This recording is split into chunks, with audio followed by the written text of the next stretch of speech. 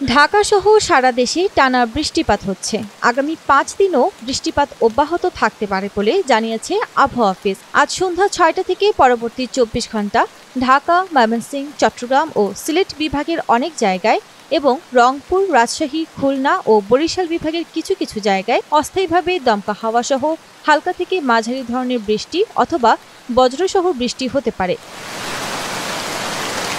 সেই সঙ্গে সারা দেশের কোথাও কোথাও মাঝারি ধরনের ভারী থেকে ভারী বর্ষণ হতে পারে। সারা দেশের দিন এবং রাতের তাপমাত্রা প্রায় অপরিবর্তিত থাকতে পারে। আগামীকাল সন্ধ্যা ৬টা থেকে পরবর্তী ২৪ ঘন্টা রংপুর, ময়মনসিংহ, বরিশাল, চট্টগ্রাম ও সিলেট বিভাগের কিছু কিছু জায়গায় এবং রাজশাহী, ঢাকা ও খুলনা বিভাগের দু-এক জায়গায় অস্থায়ীভাবে দমকা হাওয়া সহ হালকা থেকে মাঝারি ধরনের বৃষ্টি অথবা বজ্রসহ বৃষ্টি হতে পারে। সেই সঙ্গে সারা দেশের কোথাও কোথাও মাঝারি ধরনের ভারী বর্ষণ হতে পারে। সারা দেশের দিন এবং রাতের তাপমাত্রা সামান্য কমতে পারে।